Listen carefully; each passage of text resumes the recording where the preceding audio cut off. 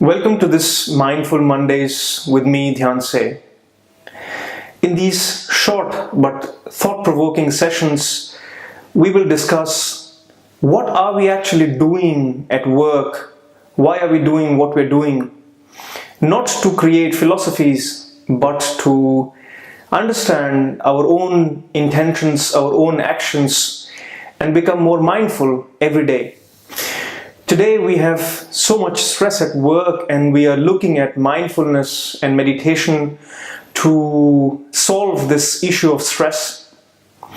I was thinking about how can actually mindfulness and meditation bring this change in life, and one of my thoughts was that this stress that we are experiencing is not just created on the individual level. And in order to entirely solve that, we need to understand where is this coming from. Is there a possibility that this stress is coming out of the framework in which we are working in? The jobs that we do, how are they organized? How are we organized to do our work?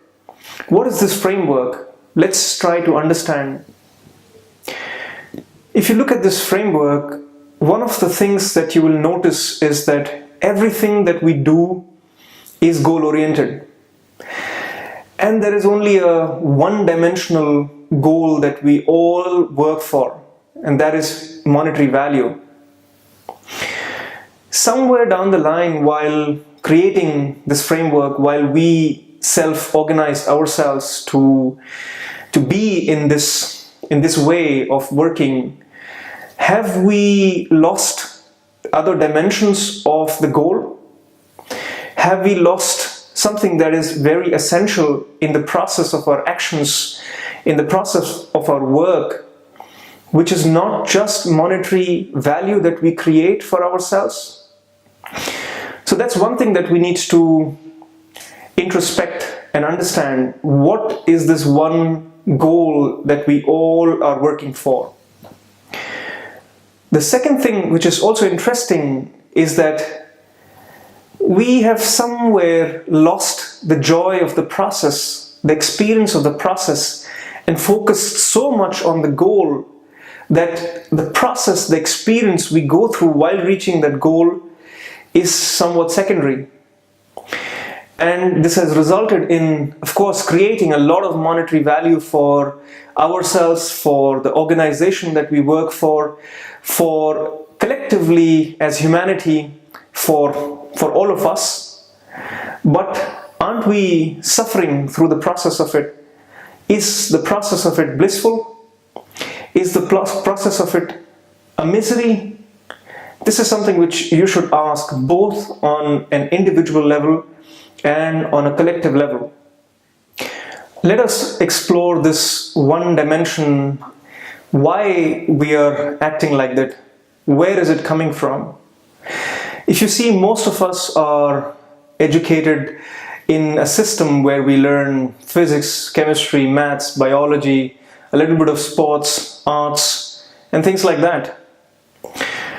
And then when we move on to what we call as professional education, this is where we get trained to convert each and every aspect of our action, be it creative or be it functional, into monetary value.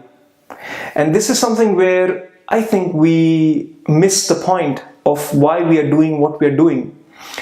I'm not saying that money is a problem or monetary value is the issue. I'm just saying that this one-dimensional view on things create misery. So there is this inbuilt misery in the framework that we work in, and because of that, no matter how much on an individual level we try to organize ourselves in our lives in a less miserable way, there is a high chance that we will end up in stress, in any other kind of misery while going through our actions, our daily actions, what we call as work. And without this expansion of the dimensions in which our goal is defined, we will never be satisfied. You will see that you will make a nice living with all the essentials to support our survival, our family survival, and the comfort and luxury that comes along. But there will be a big hole in the heart to not feel satisfied, to not feel contented. And this is something which is now becoming a big topic in all organizations, be it corporations, be it beyond business related organizations, where everyone is looking for purpose, for meaning. And unless the goal contains the dimensions beyond money, it cannot be fulfilled. So if we have to play within a goal-oriented approach, we need to bring in more dimensions than just money into the goal, into our way of working, not just on an individual level, but on a collective level. Because imagine a person that starts becoming mindful of this aspect and starts pushing to introduce purpose in his job or in his work. Maybe he will start creating an outlier position into his organization, which might not be appreciated. So the change has to happen not just on individual level, but on a collective level, from all different corners, from all different angles at the same time. So the change is required from both the tops down, where the leadership who is making the decisions understand the standpoint and brings not just a personal change in their way of thinking, but how they think for the organization. That's important. And the bottoms up, where the individual, where each one of us who are working in our daily lives, we bring this mindfulness about bringing this change, about bringing more aspects to the goal orientation of our work. Let's take the example of healthcare.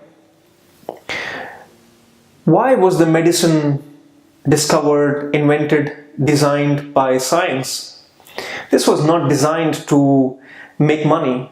This was designed, this was invented, it was worked out to address the human suffering of pain and illness and misery that is created by the natural processes that we go through as humans. But now, if you look at how we are making a selection of where to go, is very much dependent upon where the monetary value lies. And to an extent, I would like to even say that we create the problem so that there is a monetary solution to it. So here I'm not talking about creating a charitable concept about healthcare. I'm, as an example, saying that we've drifted away from the very core purpose of all our actions, all our activities, which is to take the human experience of life from misery to blissfulness. And all actions coming together, be it professional, be it for social, be it for political, the entire framework that we live in, if that takes us from misery to blissfulness, it's a good framework to live in. No matter how much we call ourselves as progressive, if we look at the technology and science, today we have come very far, but has that progress taken the collective humanity from misery to blissfulness, or from somewhere to more misery? This is a question we need to be asking ourselves. We need to be mindful of this question, especially the ones that are making decisions that we call as leaders. So for mindful leadership, the first thing that these leaders should be thinking about is the bigger picture. And is that bigger picture centered, oriented around only monetary value, or anything beyond than that? So with that thought, I would like to wish you a very good Monday and hope that you will contemplate about a couple of things that we discussed in this session, and see you next Monday with some more thought-provoking talks.